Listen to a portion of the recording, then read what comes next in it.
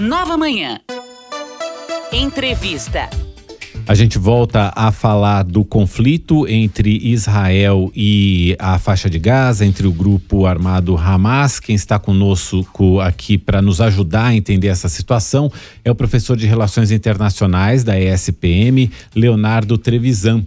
Bom dia, professor. Obrigado por estar aqui conosco no Nova Manhã. Mauro, bom dia a todos que nos escutam. Professor, há analistas dizendo que esse ataque do Hamas a Israel é considerado o 11 de setembro de Israel. Por que existe essa comparação, professor? A ideia é de que Israel, essa comparação é um pouco forte. O 11 de setembro teve uma dimensão um pouco maior. Por exemplo, nós esquecemos, o 11 de setembro atacou o Pentágono, atacou o quartel-general dos Estados Unidos. Então nós temos uma comparação um pouco forte.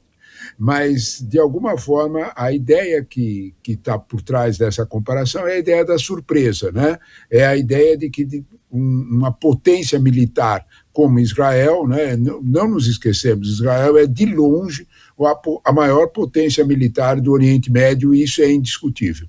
Então, de alguma forma, ela ter sido atacada nesse formato, com essa velocidade, e principalmente com esse fator surpresa, de fato, é inédito. Israel sempre teve, ao longo dos anos e décadas, uma atitude de muita cautela e de forças, principalmente de inteligência militar, muito, muito ativas. De fato, eles foram pegos de surpresa. Agora, quais são agora os possíveis desdobramentos? Porque o conflito entre israelenses e palestinos, ele fica ali naquela tensão constante. Uma hora as coisas se agravam, noutra hora avançam algumas tentativas de acordos de paz. Será que chegou-se, com essa magnitude desse ataque que o Hamas fez a Israel, será que se chegou a um ponto em que a paz já não é mais possível na região? Olha, essa pergunta, primeiro, eu acho que você colocou muito bem que isso tem décadas de problemas. Quando nós falamos disso, nós falamos, por exemplo, de um acordo de paz que nunca foi implementado corretamente, que tem 30 anos, que é o Acordo de Oslo de 1993. Então, quando nós falamos, por exemplo, dessa surpresa de ataque, nós falamos do Yom Kippur, da Guerra do Yom Kippur, que é uma guerra inacreditavelmente há 50 anos atrás, é de 1973. Então, nós temos aí um histórico enorme de conflitos e confrontos que nunca cessou. Quando nós falamos daquele confronto, nós temos que olhar que a terra palestina, a questão palestina, ela está presente em duas áreas de Israel. Não é só na faixa de Gaza, é também na Cisjordânia, uma mais ao sul, outra mais ao norte. Essas duas faixas têm realidades distintas. Uma delas são palestinos de origem mais sunita, que é a faixa de Gaza. Outra, palestinos de origem mais xiita, na Cisjordânia.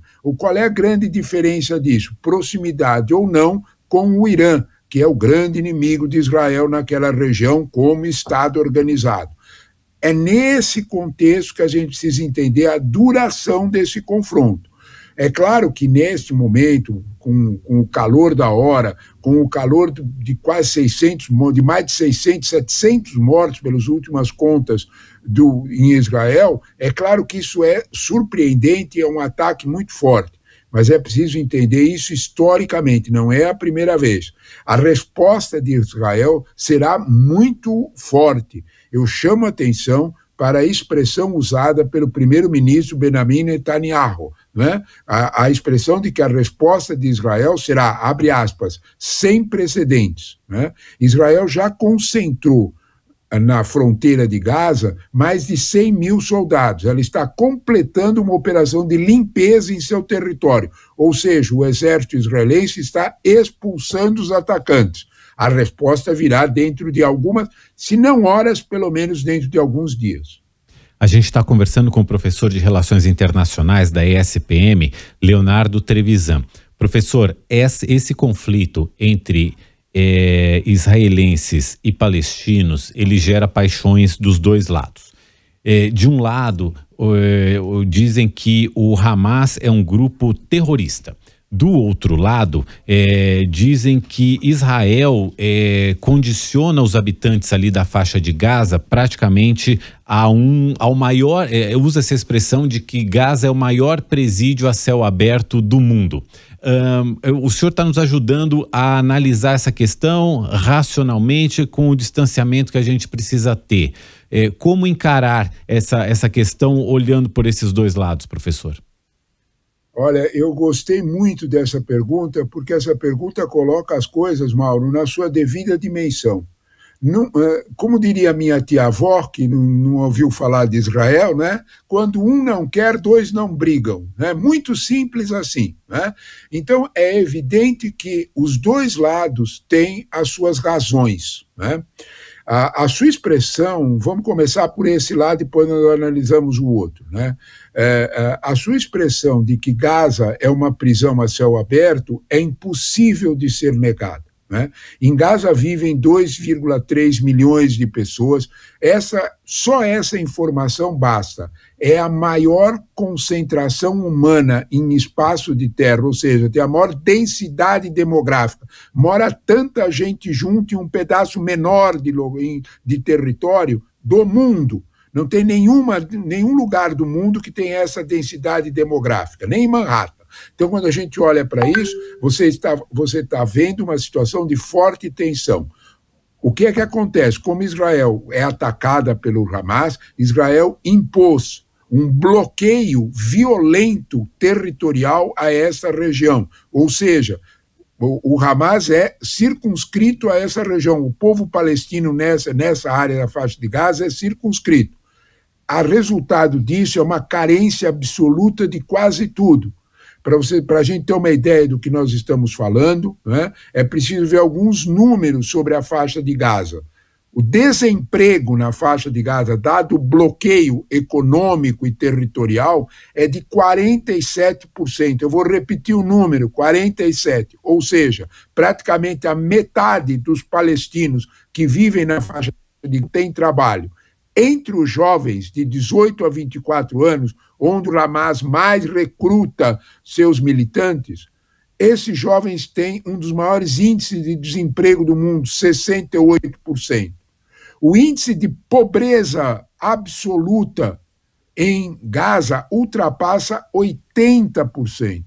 Ora, é uma situação bastante tensa. Né? Então, quando nós olhamos para isso, nós entendemos um pouco essa expressão. Por outro lado, quando nós olhamos a razão de Israel, nós observamos que Israel vive uma situação de insegurança absoluta. Israel é atacada por foguete ou como, por exemplo, em situações em que grupos militantes entram em Israel e promovem ataques.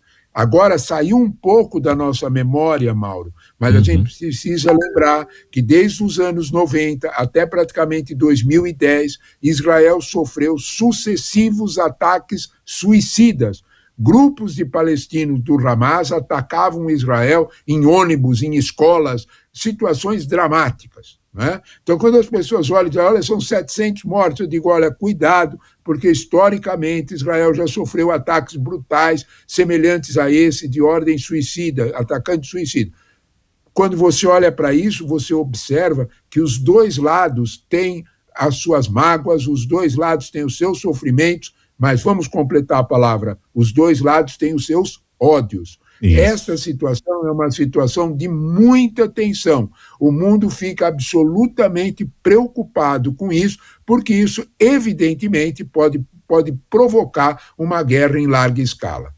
E professor, para a gente já ir concluindo, e lembrando também, ainda olhando agora pelo lado de Israel, que o discurso do Hamas é um discurso de destruir Israel. Então isso bota mais fogo ainda bota mais lenha nessa fogueira. O senhor vê alguma possibilidade de paz nessa região, professor? E quais seriam as condições para isso? Veja bem, quando nós falamos, a tua pergunta é interessante de novo pelo seguinte, né? Primeiro porque você coloca a questão na dimensão que ela tem. O Estatuto do Hamas, que é de 1987, olha de quando nós estamos falando, hein? Lá atrás, ele prevê a destruição de Israel, ele prevê a eliminação de Israel, ele prevê a saída de Israel porque considera aquela região inteira, aonde está Israel, a Palestina histórica, que lhes foi tirada, que eles querem de volta. Né? Então, eles querem empurrar Israel para o mar.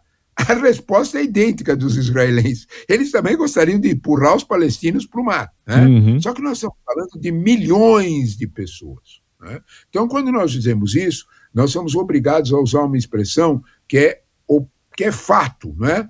Os dois lados, naquela situação, estão condenados a conviver. Né? Não tem outra expressão. Nem os israelenses poderão expulsar os palestinos dali, são 2 milhões de pessoas, mais os quase 3 que vivem na Cisjordânia, nem os palestinos conseguirão expulsar os 10 milhões de israelenses do outro lado. Então, é evidente que ambos estão condenados a conviver. Isso é possível. Quando nós olhamos para a pressão internacional dos Estados Unidos, o presidente Joe Biden teve um encontro na semana passada com Netanyahu, quando nós olhamos para a União Europeia pressionando os palestinos, nós vemos a situação, a solução proposta de 2 estados. Em outras palavras, formar um Estado palestino, continuar com o Estado israelense e, principalmente, as fronteiras serem respeitadas. Se não for possível uma convivência assim, amistosa, que seja uma convivência respeitosa. Tudo isso é fácil de falar, muito difícil de executar. Exatamente. É maravilhoso você falar isso no campo do ideal. Uma coisa no campo do real. Eu vou dar mais um exemplo só para não avançar muito. Né? Você pense a cidade de Jerusalém.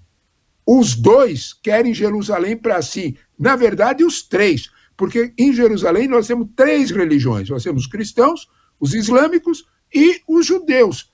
Os 3 querem Jerusalém para si. Meu santo Deus do céu, né? Chamando para o qual deles, não sei. Mas, de alguma forma, será muito difícil você, de alguma forma, fazer uma convivência num processo como esse.